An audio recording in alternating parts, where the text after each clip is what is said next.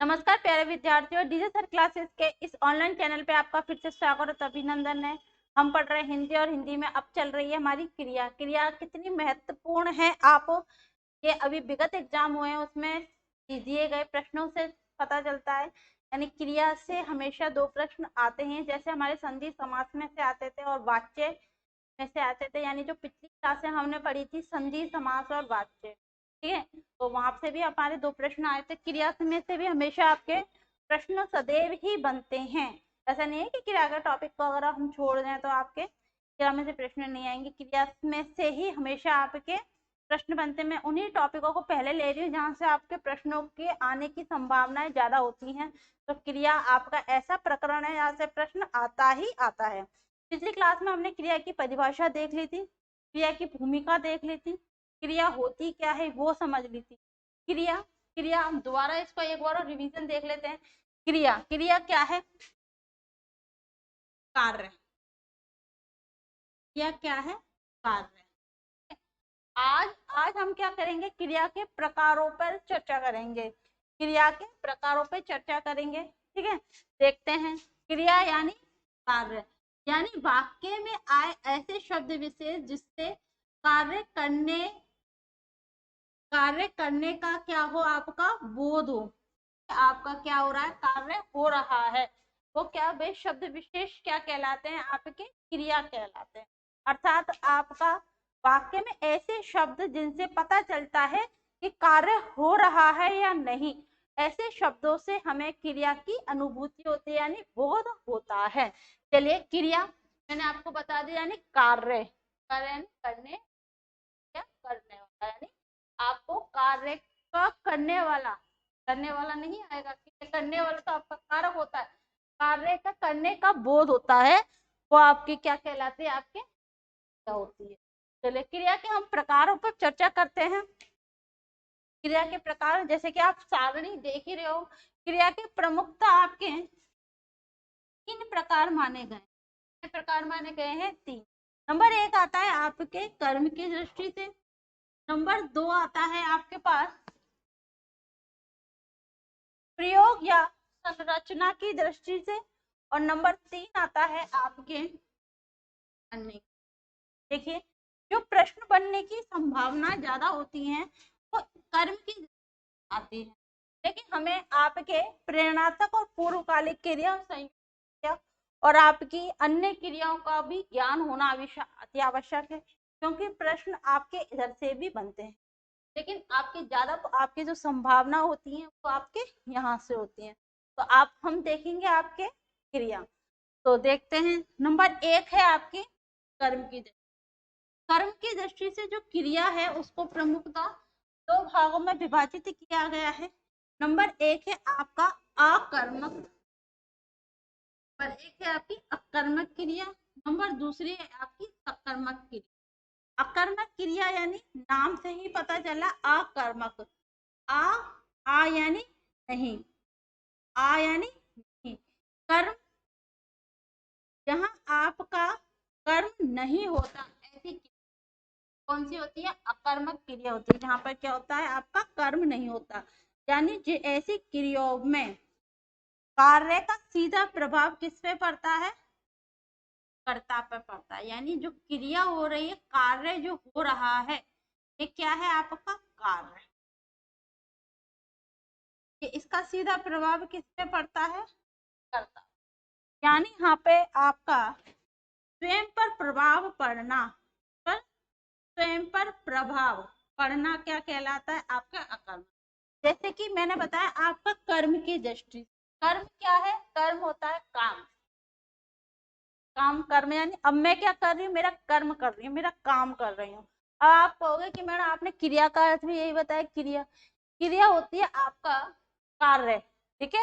और आपका ये मेरा कर्म है, मेरा काम है, मेरा कार्य है, यानी ये मेरा कर्म है, ठीक है। तो आपका कर्म यानी ये मेरी विशेषता है। मैं क्या कर रही हूँ? पढ़ा रही हूँ, मेरा कर्म कर रही हूँ। तो ये आपके क्या हो? क्रियाएं हो गई अकर्म की। सकर्मक क्रिया क्या होती है आपकी?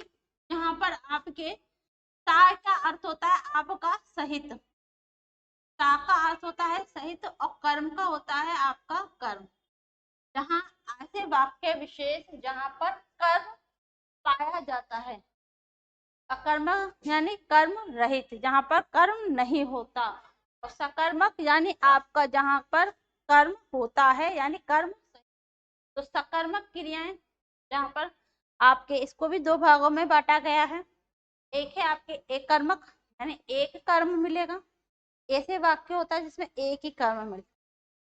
और इसी का दूसरा भाग होता है आपका द्विकर्मक, यानी जहाँ पर आपके दो कर्म होते हैं। दो कर्म कौन कौन से होते हैं आपके? एक तो होता है आपका निर्जीव कर्म और एक होता है आपका सजीव। सजीव कर्म यानी प्राणी विशेष, प्राणी।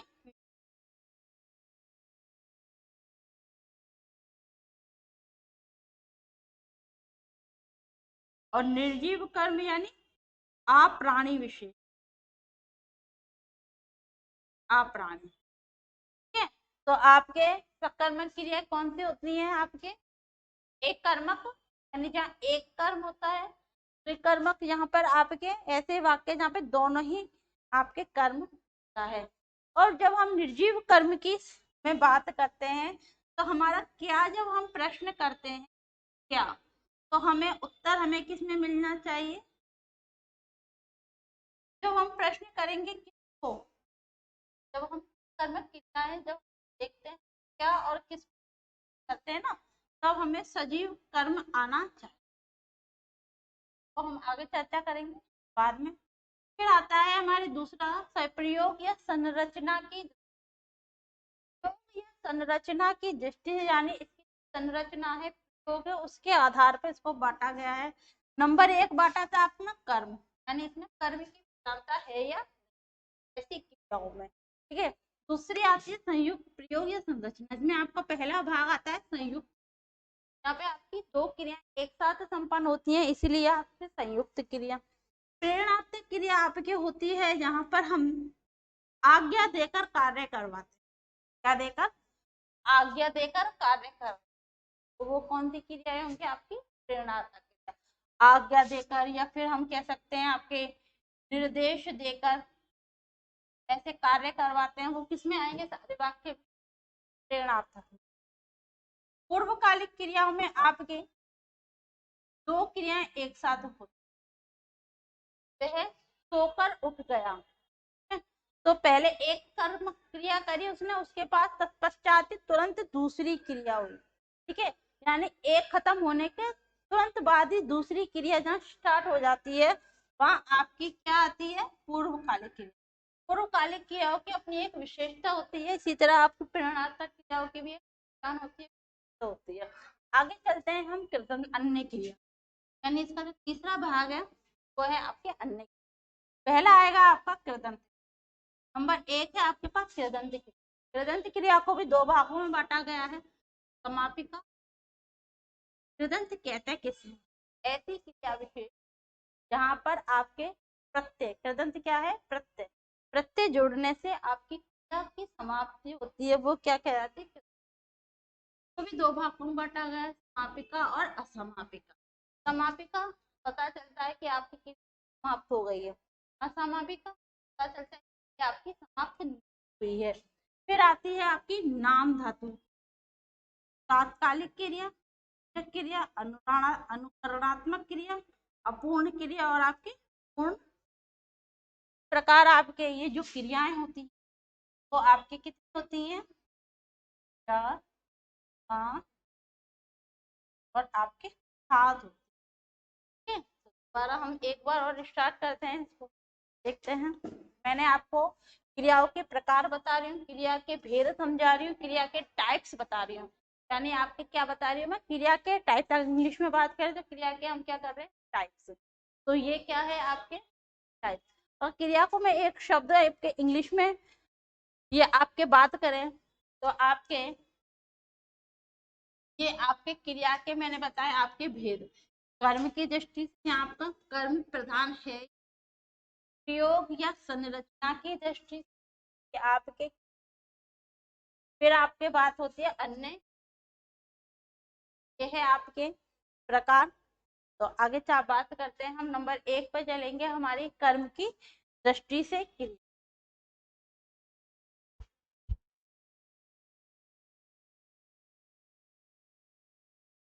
आप इसे उतारिए, आप इसका स्क्रीनशॉट ले सकते हैं या फिर आप इसे उतार सकते हैं। आपको मैं 2 मिनट का समय देती हूँ, आप इसे उतारिए।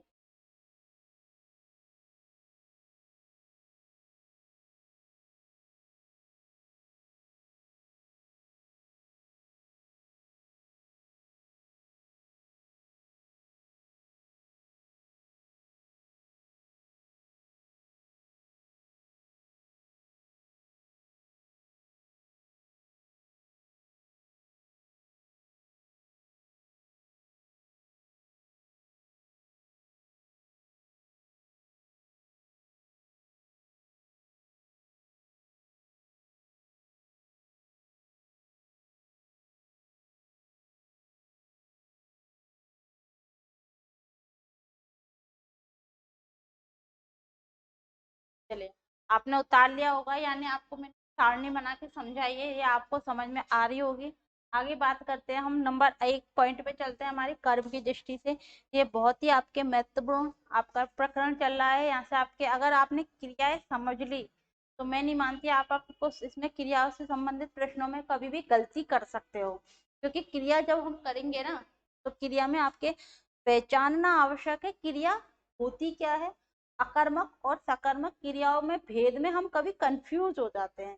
अगर आप क्रिया अच्छे तरह समझ गए ना तो आपके वाच्य से संबंधित प्रश्न भी कभी गलत नहीं होंगे। आपने जब मैंने वाच्य पढ़ाए थे ना, आपने देखा होगा वहां पे भी मैंने क्रियाओं का जिक्र करा था, वहां पे भी मैंने अकर्मक और सकर्मक क्रियाओं का जिक्र करा था।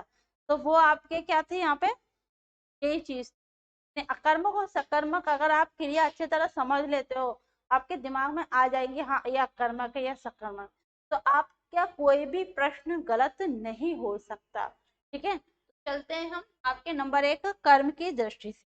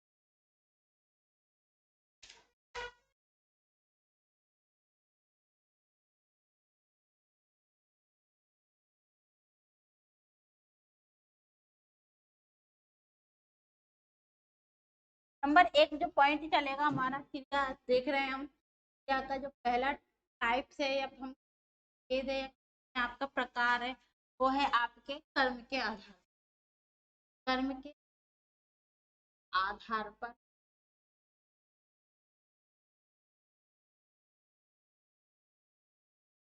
तो हमारा कर्म के आधार पर सबसे पहला पॉइंट क्या था आपके, तो हमने 2 भागों में विभाजित किया था, अकर्मक और आपके सकर्मक। कर्म यानी आपका, कर्म की दृष्टि से मैंने बांटा था इसको 2 भागों में। एक था आपके पास, दोबारा देखते हैं, एक था आपके पास अकर्मक, आपके पास कर्मक।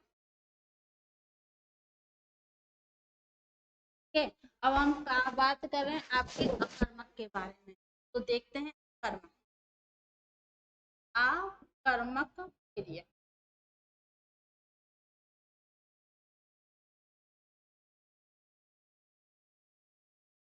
ऐसे वाक्य विशेष, पहले तो हम अकर्मक का आपको देखते हैं, अर्थ देखते हैं। अकर्मक का शाब्दिक अर्थ है अकर्मक का शाब्दिक अर्थ है कर्म से रहित। कर्म से रहित। आगे देख, ऐसे वाक्य विशेष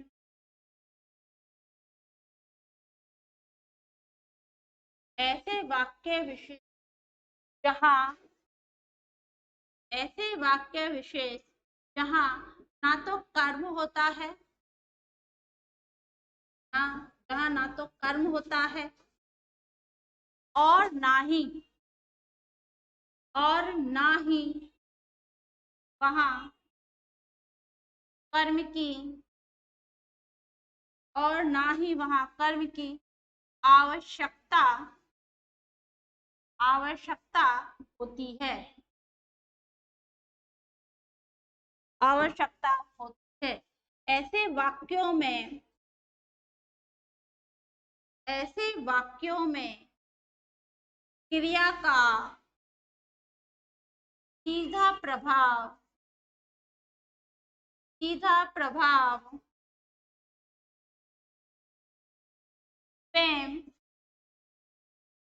कर्ता पर ही पड़ता है। यानी क्या कह सकते हैं, स्वयं पर पड़ता है, स्वयं पर ही पड़ता है। चलिए दोबारा देखते हैं। अकर्मक का शाब्दिक अर्थ है आपका कर्म से रहित। ऐसे वाक्य विशेष जहां ना तो कर्म होता है और ना ही कर्म की हमें आवश्यकता होती है। ऐसे वाक्य का में क्रिया का सीधा प्रभाव स्वयं कर्ता पर ही पड़ता है। वो खमक क्रियाएं क्या कहलाती है आपके, अकर्मक क्रिया। अकर्मक को यहाँ पे एक शाब्दिक इसका अर्थ लिख लो, स्वयं पर पड़ने वाला प्रभाव। यानी आपके क्रिया का सीधा प्रभाव किस पे पड़ रहा है, आपका कर्ता पे पड़ता है। वो क्रिया आपके अकर्मक क्रियाएं कहलाएंगी। वो क्रियाएं क्या कहलाएंगी, आपके अकर्मक, जहां पर आपके क्रिया का सीधा प्रभाव आपके कर्ता पे पड़ रहा है, यानी बीच में कोई भी नहीं है। जहां पर आपके बीच में कोई नहीं है, यानी स्वयं आपके स्वयं द्वारा कार्य होना। किसके द्वारा कार्य होना, स्वयं द्वारा। एक तो होता है स्वयं के द्वारा कार्य करना, एक होता है दूसरों के माध्यम से कार्य करवाना। तो वो जो दूसरा है, वो दूसरा क्या है, आपका कर्म है। वो कर्म जो दूसरा होता है वो कहाँ जाएंगे, आपके सकर्मक में जाएगा। और यहाँ पर आपके जहाँ पर कर्म नहीं होता, जहाँ कार्य स्वयं ही करना पड़ता है, स्वयं पे प्रभाव पड़ता है, कर्ता पे प्रभाव पड़ता है, वो सभी क्रियाएं आपकी कौन सी कहलाएंगी, अकर्मक क्रियाएं कहलाएंगी। अगर आपने इस चीज को दिमाग में रख लिया तो कभी भी आपका अकर्मक और सकर्मक का जो भेद होता है उसमें कभी भी आपकी गलती नहीं होगी। आप इसको परिभाषा को उतारिए, फिर हम इसकी शब्द देखते हैं कि अकर्मक में कौन से शब्द आएंगे।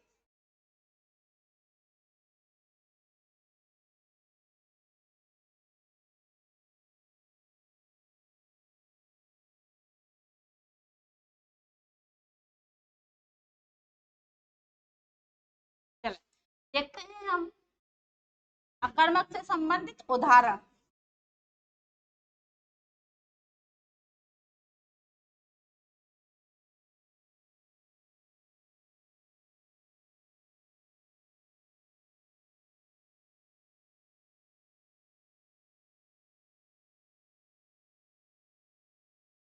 अकर्मक से संबंधित उदाहरण देखते हैं।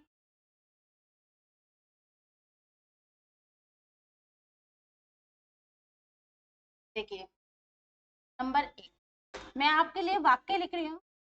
छोटा बच्चा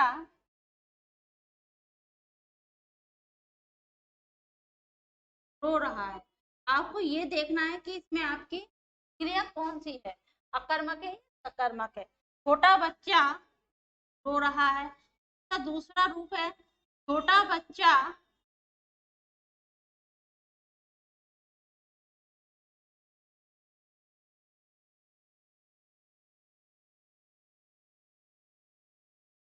कमरे के भीतर रो रहा है।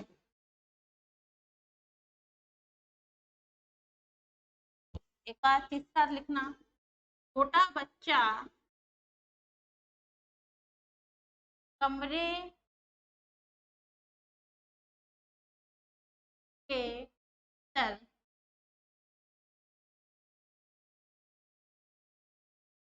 जोर जोर से रो रहा है।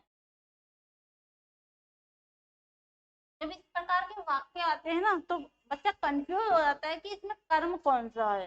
ठीक है, तो इसको ही हमें पहचानना है। बच्चे कई बार क्या होता है, एग्जामिनर कंफ्यूज करने के लिए, बच्चे को भ्रमित करने के लिए लंबे लंबे वाक्यों को दे देता है, जहाँ बच्चा क्या वाक्य को देखकर कंफ्यूज हो जाता है कि इसमें से मेन कर्म क्या है। तो मैंने आपको कर्म पहचानने की एक ट्रिक बताई है, जहाँ आप क्या और किसको का प्रश्न करोगे। क्या करोगे? क्या और किसको। यदि आपको क्या और किसको में से दोनों प्रश्नों में से किसी का भी उत्तर मिल जाता है, या तो क्या का मिले या आपको किसको का मिले, वहीं पर आपका कर्म होगा। अगर इन दोनों में से आपको किसी का भी उत्तर यदि नहीं मिल रहा है तो यूँ समझ लीजिए वो आपका कर्म नहीं है, यानी वो क्रिया कौन सी है? अकर्मक है। चलिए मैं देखती हूँ। छोटा बच्चा, तो ये क्या है आपका? क्या क्या है? करता है। छोटा बच्चा क्या है आपका? करता। यहाँ पे रोना क्या है? ये क्या है? रो की मूल धातु दे दिए, धातु दे दिया है। रोना क्या है? इसकी क्रिया। आपको यहाँ से समझाती हूँ। छोटा बच्चा क्या है आपके पास? करता। रोना क्या है आपके पास? रहा है क्या है आपके पास? सहायक क्रिया। तो क्रिया का सीधा प्रभाव किससे पड़ रहा है? छोटे बच्चे पे पड़ रहा है। ठीक है, तो आपका, मैंने आपको क्या बताया? स्वयं के द्वारा। अब बच्चा रो रहा है तो यानी स्वयं ही तो रो रहा है ना, कोई उसे रुला तो नहीं रहा। तो बच्चा स्वयं पर प्रभाव पड़ रहा है, स्वयं पर पड़ रहा है इसका प्रभाव, वहां आपके अकर्मक, यानी क्रिया का सीधा प्रभाव कर्ता पे जहां पड़ता है वहां आपके अकर्मक। दूसरी वाक्य में देखते हैं। छोटा बच्चा, ये भी आपका कर्ता। ठीक है, कमरे के भीतर रो रहा है। अब आप जैसे ही ये शब्द आया आप कंफ्यूज, कौन सा है? कर्म है या नहीं? अच्छा चलो ठीक है, प्रश्न करते हैं। छोटा बच्चा, कर पहले कर्ता को उठाओ, फिर आप कर्त क्रिया को उठाओ, बीच के शब्द को छुपाओ, फिर जैसे ही आप प्रश्न करोगे क्या, छोटा बच्चा क्या रो रहा है, हमें उत्तर नहीं मिला। मैंने पूछा आपका छोटा बच्चा किसको रो रहा है, उत्तर नहीं मिला। अगर मैं ये पूछती हूँ छोटा बच्चा कहाँ रो रहा है, क्या बोला मैंने? कहाँ रो रहा है, तो कहाँ का आपको उत्तर मिल गया कि कहाँ रो रहा है? आपके कमरे के भीतर रो रहा है। जहां पर आपके कहाँ, कैसे, आपके किसे ऐसे शब्द विशेष आते हैं वो आपके क्रिया विशेषण के अंतर्गत आएंगे।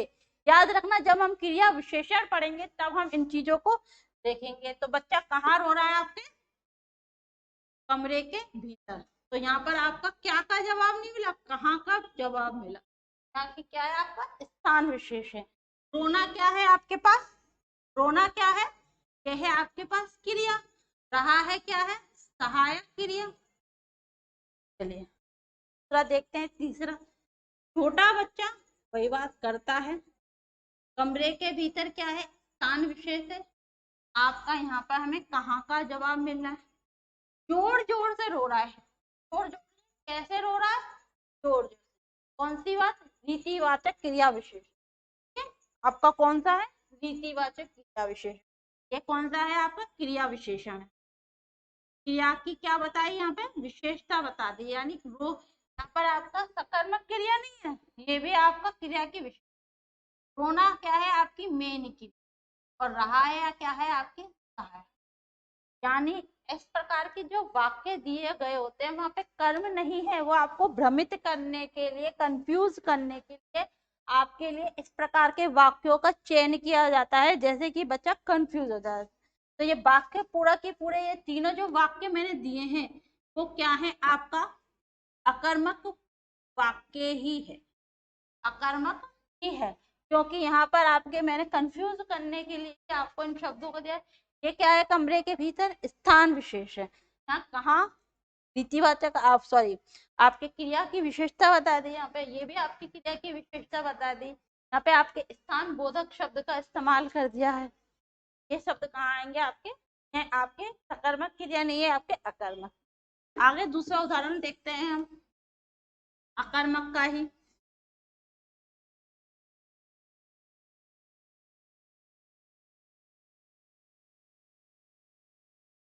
अकर्मक का ही हम दूसरा उदाहरण देखते हैं। चिड़िया, चिड़िया उड़ती है, चिड़िया उड़ती है। चिड़िया आकाश में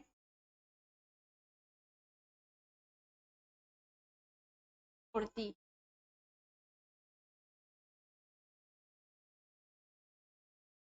चिड़िया आकाश में, चिड़िया आकाश में बहुत तेज उड़ती है।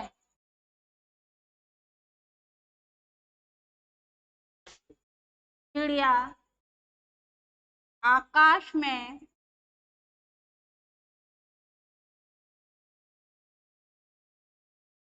जोर जोर से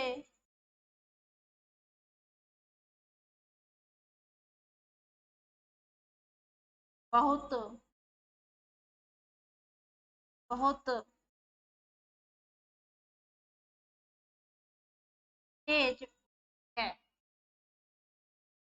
अब मैंने आपको एक ही सेंटेंस के आपको 4 भाग करके बताएं कि आपको ये पहचाने कि अकर्मक है या सकर्मक। देखिए वाक्य तो आपका अकर्मक ही चल रहा है, मैं आपको एक शब्द बोल रही हूँ कि कंफ्यूज करने के लिए, भ्रमित करने के लिए इस प्रकार के वाक्यों का चयन किया जाता है। जब बच्चे के पास नॉलेज की कमी होती है, आपके पास जानकारी का अभाव होता है, तो बच्चा इन वाक्यों में गलतियां करता है। यहाँ आपके सकर्मक क्रिया नहीं, यहाँ आपके अकर्मक ही है। केवल यहाँ पर आपके क्रिया विशेषण स्थान बोधक शब्दों का प्रयोग किया गया है। चले देखते हैं। क्रिया यानी आपका कर्ता, कर्ता का सीधा प्रभाव, क्रिया का सीधा प्रभाव कर्ता पर ही पड़ना चाहिए। तो चिड़िया यहाँ पर क्या है आपका कर्ता, उड़ना क्या है यहाँ पर क्रिया, उड़ना क्या है आपकी क्रिया। तो क्रिया का सीधा प्रभाव किस पे पड़ा आपका कर्ता पर। कर्ता क्या है हमारे पास चिड़िया, तो यानी क्रिया की चिड़िया पर स्वयं पर पड़ रहा है प्रभाव। ऐसे वाक्य अकर्मक वाक्य। अब चिड़िया आकाश में उड़ रही है, मैंने पूछा आपसे कहाँ उड़ रही है, मैंने पूछा है आपसे कहाँ, मैंने क्या का प्रश्न नहीं करा, कहाँ क्या है आपका स्थान, स्थान का हमें बोध कराया है। तो कहाँ उड़ रही है हमारे आकाश में। यदि मैं कहाँ प्रश्न करती हूँ तब मुझे जवाब मिलता है आपके आप। मैं यूं नहीं पूछती आपकी चिड़िया क्या उड़ती है, यदि मुझे क्या का उत्तर मिल जाता तब ये सकर्मक होती, अब क्या है ये अकर्मक। तो उड़ने का सीधा प्रभाव तो आपका चिड़िया पर पड़ रहा, लेकिन ये शब्द क्या है आपका स्थान बोधक है। तो चिड़िया करता, उड़ना क्रिया से में देखते हैं। ये चिड़िया करता, आकाश आपका स्थान बोधक, बहुत तेज क्या है आपकी विशेषता बता दी, आपके विशेषण जो कर दिया। चिड़िया आकाश जोर जोर से क्या है आपकी क्या विशेषण है आपके विशेषण, उड़ना आपके ध्वनि। तो इन सभी वाक्यों में भी कौन सी क्रिया है आपके आकर्मक क्रिया ही है, ना कि सकर्मक। ठीक है, तो आपको अगर अकर्मक और सकर्मक समझ में आ रहा हो तो मेरे चैनल को लाइक करना, सब्सक्राइब करना, क्योंकि इससे अगर आपने अकर्मक और सकर्मक समझ ली तो आपको ना तो क्रिया गलत होने वाली है, ना वाक्य से संबंधित आपके प्रश्न गलत होने। ठीक है, आगे देखते हैं।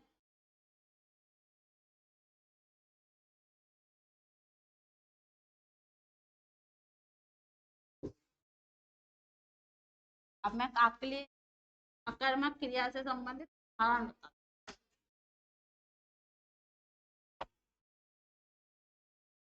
लिखते हैं हम पंखा चल रहा है,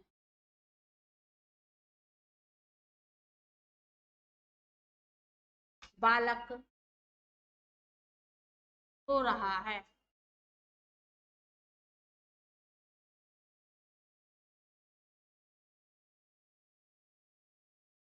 छोटा बच्चा उठ गया। छोटा बच्चा उठ गया।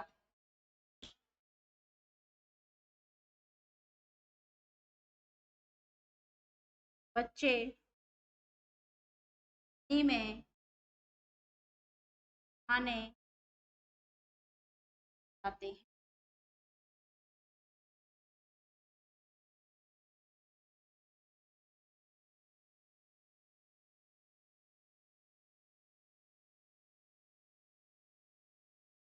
नदी में तैरते हैं लिखना। नदी में तैरते हैं। आगे लिखना।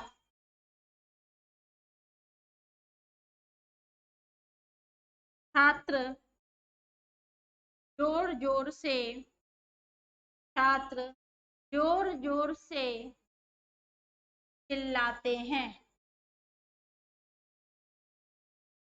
छात्र जोर जोर से चिल्लाते हैं। देखिए मैंने आपके लिए 5 वाक्य लिखे हैं और पांचों में ही आपके आकर्मक क्रिया। चलिए देखते हैं।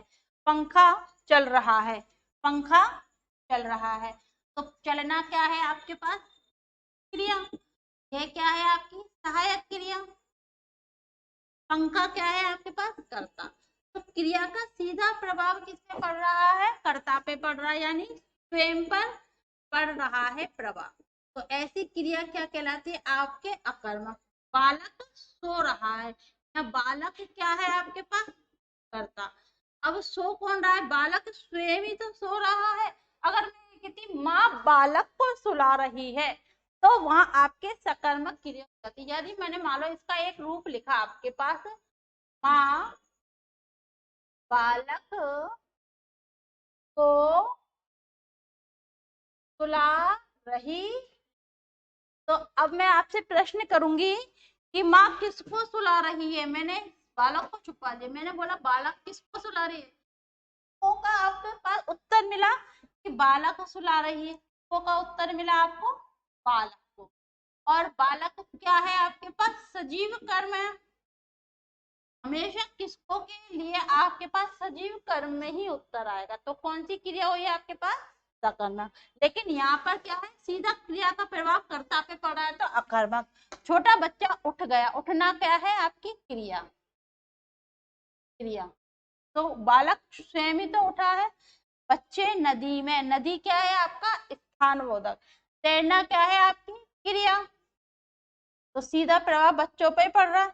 छात्र जोर जोर से क्या है आपकी क्रिया विशेषण। चिल्लाना क्या है आपके पास क्रिया।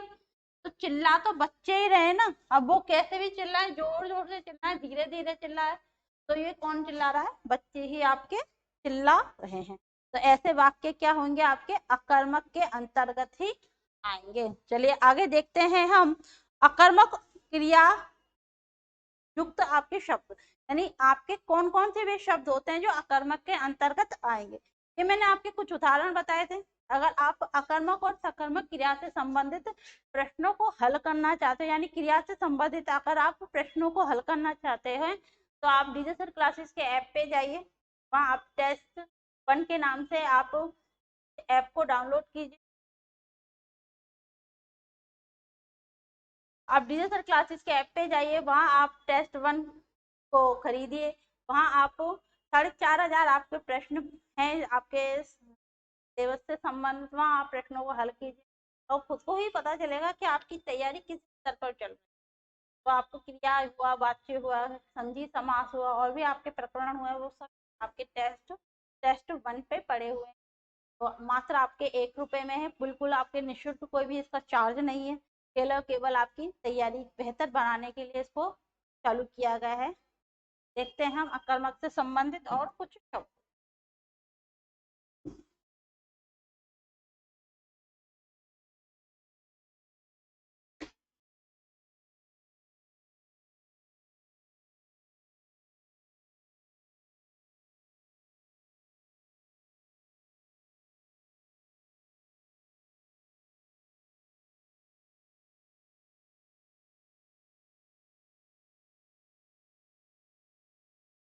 ये क्रियाएं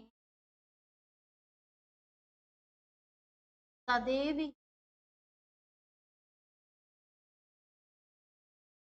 अकर्मक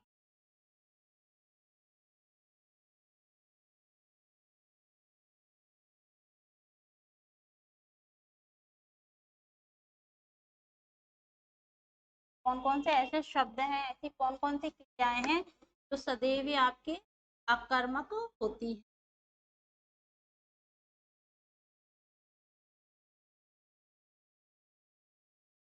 जैसे कि हंसना, अब व्यक्ति स्वयं ही तो हंसता है ना, हंसना, रोना, सोना, उठना, उड़ना, बैठना, चिल्लाना, चिल्लाना और तैरना,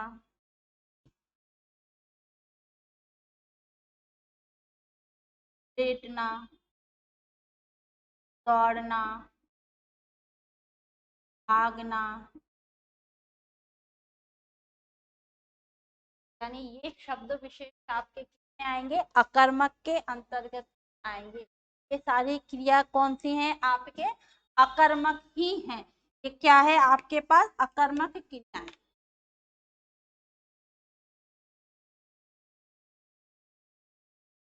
अब हंसते स्वयं ही है, स्वयं पर प्रभाव पड़ता है। रोता व्यक्ति स्वयं ही है, सोता व्यक्ति स्वयं ही है, उठता स्वयं ही है, उड़ता स्वयं है, बैठता भी स्वयं है, चिल्लाता भी स्वयं है, तैरता भी स्वयं है, लेटता भी स्वयं है, दौड़ना भी स्वयं है और अब तक भागता भी आपका स्वयं। यानी ऐसे शब्द विशेष जहां पर आपके स्वयं पर प्रभाव पड़ रहा है। इस पर प्रभाव पड़ रहा है आपका स्वयं पर। तो वे सभी क्रिया कौन सी होंगी? आपके अकर्मक क्रियाएं होंगी। यानी ये शब्द जो मैंने लिखे हैं, ये क्रियाएं जो मैंने लिखी है, वो सदैव ही अकर्मक होती हैं। ये कौन सी होती हैं? आपके अकर्मक होती हैं। इनको अगर इन शब्दों को भी आपने याद कर लिया, हंसना, रोना, सोना, उठना, उड़ना, आपका लेटना, चिल्लाना, भागना, दौड़ना, ये शब्द क्या है? आपके अकर्मक युक्त क्रियाएं, यानी अकर्मक के अंतर्गत ही आएंगे। लेकिन हाँ, हो सकता है कभी इनका प्रारूप चेंज हो जाता है। जैसे कि मैंने कहा, मैं बालक को हंसवाती हूँ, ठीक है, मैं छोटे बच्चे को हंसवाती हूँ, यानी यहाँ पे आपकी प्रेरणात्मक क्रिया आ गई, वहां आपकी प्रेरणात्मक क्रिया थी। माँ बालक को सुलवाती है, तो यानी दूसरे से कहकर, यानी आज्ञा देकर, निर्देश देकर, वहां आपके रूप परिवर्तन हो सकता है। लेकिन ये क्रियाओं का जो मूल आपका है वो कौन सी है? आपके अकर्मक क्रिया। चलिए, आज की क्लास मैं समझती हूँ आपको पसंद आई होगी, अच्छी लगी होगी। तो मेरे चैनल को लाइक और सब्सक्राइब कीजिए। तो ये हम क्रिया से संबंधित जो प्रश्न और देख रहे हैं, तो हम आगे की क्लास में देखते हैं। और आज के लिए है इतना ही। आज के लिए धन्यवाद। शुभ रात्रि।